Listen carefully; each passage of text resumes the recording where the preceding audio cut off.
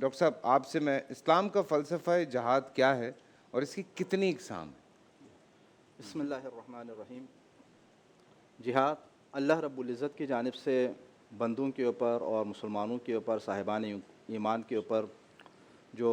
فرض ایک عمل ہے ان میں سے ہے کہ جہاد جو ہے وہ جہد سے ہے، یعنی کوشش کرنا، اللہ رب العزت کی راہ میں کوشش کر لینا کہ اللہ رب العزت نے اپنے دین کی تبلیغ اور نشر و اشاعت کے لیے اور اپنی تعلیمات کو معاشرے کے اندر عام کرنے کے لیے اور انسانوں کو فلاح و بہبود کی جانب اور اچھائی کی جانب دعوت دینے کے لیے جہاد کو تمام صاحبان ایمان کے اوپر فرض قرار دے دیا ہے۔ اور جہاد کا جو اصل فلسفہ ہے لوگوں کو دین کی جانب لانا ہے۔ والذین جاہدوا فینا لنہدینہم سبلنا، قرآن کریم کے اندر اللہ رب العزت نے فرمایا کہ جو ہماری راہ میں جہاد کریں گے ہم ان کو اپنی راہ کی جانب جو ہے ہدایت کر لیں گے، صحیح راستہ جو ہے ان کو دکھائیں گے۔ تو جہاد کا جو مقصد ہے، جہاد کا جو نتیجہ ہے وہ راہ الہی کی طرف لوگوں کا آنا ہے۔ اب جہاد کی اقسام کے حوالے سے آپ نے جو پوچھا ہے، جہاد کی بہت ساری اقسام ہیں، ان میں سے ایک تو جہاد بالسیف ہے۔ قرآن کریم کے اندر بھی اکثر آیات کریمہ کے اندر جو لوگوں کو جہاد کی دعوت جو دی گئی ہے وہ جہاد بالسیف۔ جہاد بالسیف سے مراد دشمن کے مقابلے میں جو کفار ہیں، جو اسلام کے دشمن ہیں، اسلام کو مٹانا چاہتے ہیں، ان کے مقابلے میں تلوار لے کر مقابلہ کر لینا، مطلب آپ نے اسلام کا دفاع کر لینا، مظلوم بن کے نہیں بیٹھنا۔ مظلوم بن کے۔ ٹھیک ہے، ایک بات یہ ہو گئی۔ اسلام کے اندر تو ظالم بننے کی بھی ممانعت ہے اور مظلوم بن کر رہنے کی بھی اجازت نہیں ٹھیک ہے، بالکل، تو جہاد بالسیف ہے۔ اور ایک اور جہاد ہے جہاد بالعلم، آپ کہہ سکتے ہیں، علم کے ذریعے جہاد کرنا۔ آپ پڑھے لکھے ہیں، آپ جانتے ہیں، تو آپ اپنا علم پھیلائیں معاشرے کے اندر، آپ اپنے علم کی شمع کو جو ہے زیادہ سے زیادہ عام کر لیں، تو یہ بھی ایک جہاد ہے۔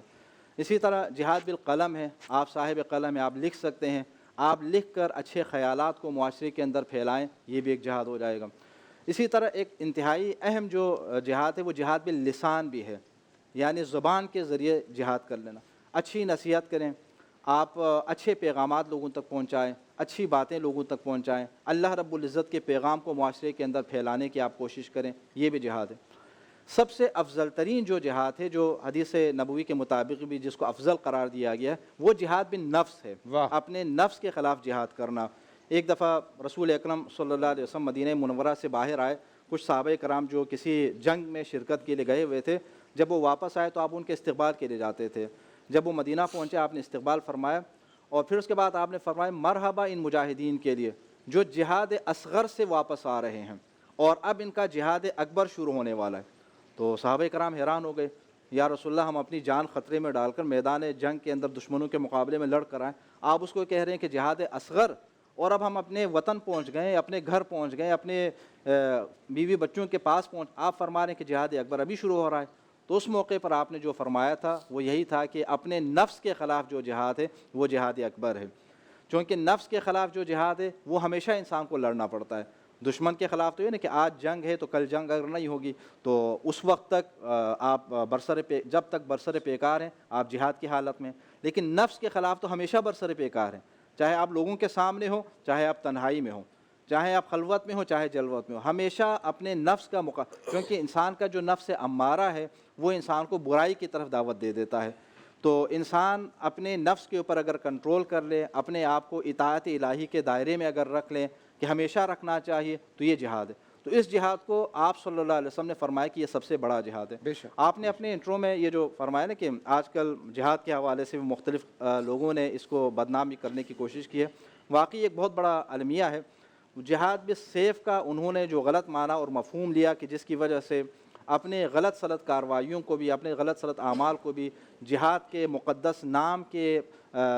ساتھ جوڑ کر، وہ اس کے ساتھ جوڑ کر جو ہے اسلام کی تعلیمات کو بدنام کرنے کی، یعنی اپنی دہشت گردانہ کارروائیوں کو بھی وہ جہاد کا نام دے رہے ہیں۔ بہت سارے ایسے نام نہاد جہادی تنظیمیں ہیں کہ جو اس مقدس اللہ الہی فریضے کا نام لے کر معاشرے کے اندر دہشت گردی پھیلا رہے ہیں، معاشرے کے اندر بم دھماکے کر رہے ہیں، مساجد کے اندر، امام بارگاہوں کے اندر، بازاروں کے اندر، پارکس کے اندر آپ میلاد کے جلوس کرتے ہیں، وہاں پر وہ اپنے ہر طرح کے شرانگیز کاموں کو جہاد کے ساتھ منسوب کر لیتے ہیں اور یہ کہتے ہیں کہ ہم جہاد کر رہے ہیں، یعنی مار رہے اور مرنے والے بیچارے بھی وہ کیا ہیں، اللہ رب العزت کا نام لینے والے ہوتے ہیں۔ تو ان لوگوں نے پوری دنیا کے اندر اس وقت جو ہے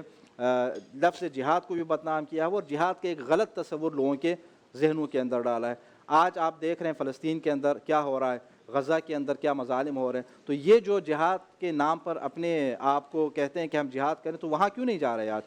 فلسطین جائیں، غزہ جائیں، فلسطین اسرائیل کے خلاف جہاد کریں. اس وقت میدان جہاد ان کے لیے سجا ہوا ہے، لیکن وہاں جا کر جہاد کرنے کے لیے تیار نہیں ہیں. یہ جہاں مسلمان ہوتے، جیسے ٹی ٹی پی کے آپ دیکھتے ہیں نا کہ ابھی چند دن پہلے بھی پاک فوج کے چند جوانوں کو وہاں شہید کیا گیا، اور اس طرح کی دہشت گردانہ کارروائیوں کو بھی وہ کیا ہے، جہاد کا نام دیتے ہیں. ظاہر ہے اس کی وجہ سے آپ کس کو فائدہ پہنچا رہے ہیں؟ جہاد کی وجہ سے تو اللہ اور اللہ کے دین کو فائدہ ہوتا ہے، اس کو نصرت ملتی ہے، لیکن ان کاموں کی وجہ سے اللہ اور اللہ رب العزت کے دین سے لوگ بدظن ہو رہے ہیں اور اس سے دوری اختیار کر رہے ہیں. تو جہاد کا نتیجہ اگر دین کا فروغ نہ ہو، جہاد کا نتیجہ اگر دین کی تبلیغ اگر نہ ہو،